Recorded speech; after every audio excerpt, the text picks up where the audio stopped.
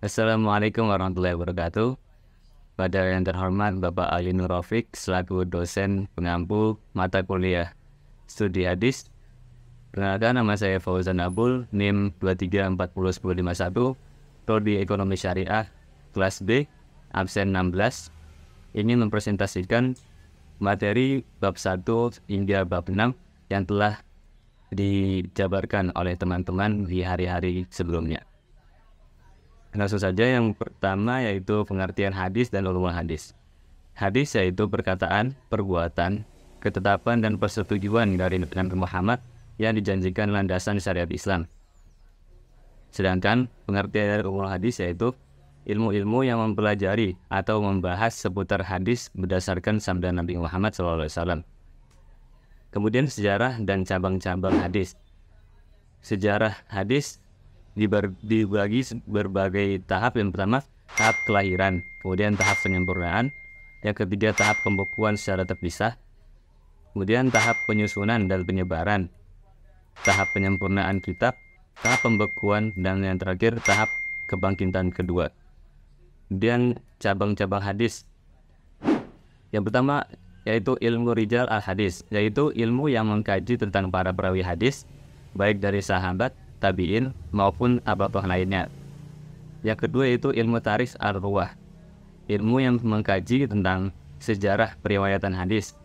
Yang ketiga yaitu ilmu ilal al-hadis, yaitu ilmu yang mengkaji tentang penjelasan dan pengertian hadis. Dan yang terakhir yaitu ilmu nasikh wa al-mansukh, yaitu ilmu yang mengkaji tentang hadis yang menggantikan atau dihapus oleh hadis lain. Kemudian materi selanjutnya yaitu hadis sebelum dibukukan. Dibagi menjadi 3 zaman, yaitu zaman Nabi, zaman sahabat, dan juga zaman tabi'in. Yang pertama, zaman Nabi. Sejarah hadis sebelum dibukukan pada masa Nabi Muhammad SAW berlangsung selama beberapa masa.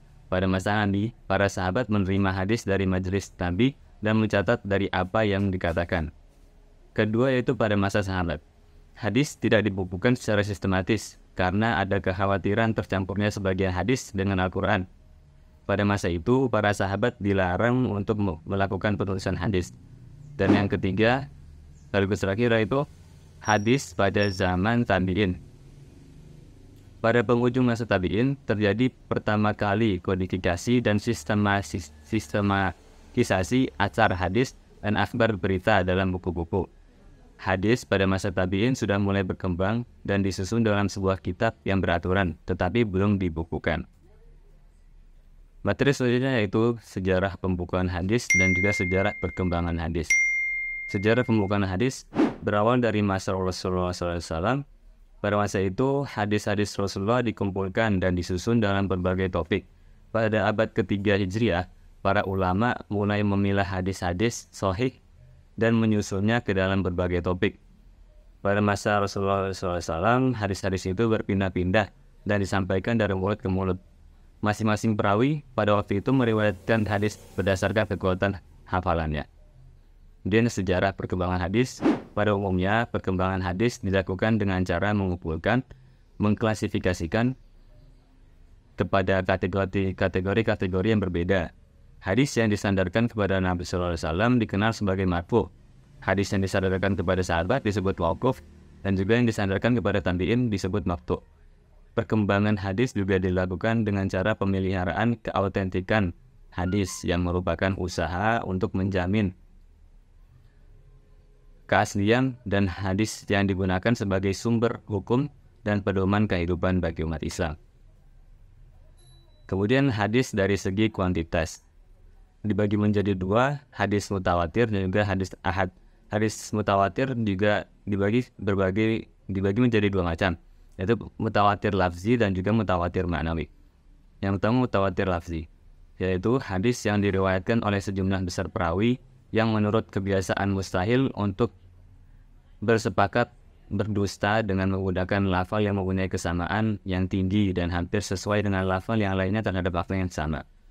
Yang kedua itu mutawatir maknawi, yaitu merupakan hadis yang mutawatir pada maknanya, artinya adalah berbagai riwayat berlainan namun mengandung satu sifat ataupun satu perbuatan.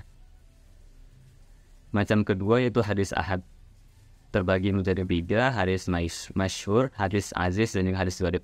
Hadis masyhur yaitu hadis yang diriwayatkan oleh 3 orang perawi atau lebih dari golongan sahabat yang belum mencapai batas mutawatir. Kemudian yang kedua yaitu hadis aziz, yaitu hadis yang jumlah perawinya tidak kurang dari 2 orang di semua tingkatan. Dan yang terakhir hadis gharib, yaitu hadis yang di dalam sanadnya terdapat seorang menyendiri dalam meriwayatkannya, di mana saja penyendirian dalam sanad itu terjadi.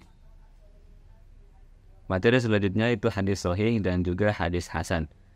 Hadis sahih adalah hadis yang sanadnya bersambung, diriwayatkan oleh periwayat yang adil dan dobit hingga bersambung kepada Rasulullah, atau pada sanad terakhir berasal dari kalangan sahabat tanpa mengandung syaz, kejanggalan ataupun ilat, kecacatan. Syarat-syarat hadis sahih ada 4, yaitu pertama sanadnya bersambung. Setiap rangkaian perawi dalam sanad tersebut memiliki hubungan guru dan murid. Kemudian syarat kedua yaitu tidak ada syaz, yaitu kondisi sebuah hadis yang bertentangan dengan yang lebih baik kualitasnya dari hadis itu sendiri. Yang ketiga yaitu tidak ada ilat. Ilat adalah cacat yang terdapat dalam sebuah kesalahan yang tidak disengaja. Dan syarat yang terakhir yaitu perawinya adil. Perawi yang adil adalah perawi yang menjaga ketakwaan dan menjauhi dosa kecil. Kemudian hadis hasan.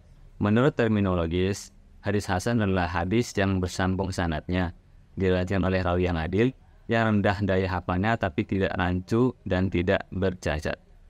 Contoh-contoh perawi hadis hasan yaitu hadis yang diriwayatkan oleh At-Tirmidzi, Ibnu Majah dari Ibnu Hibban dari Al-Hasan bin Urfah, Al-Maharibi dari Muhammad bin Amr, dari Abu Salamah dari Abi Hurairah, dan lain sebagainya.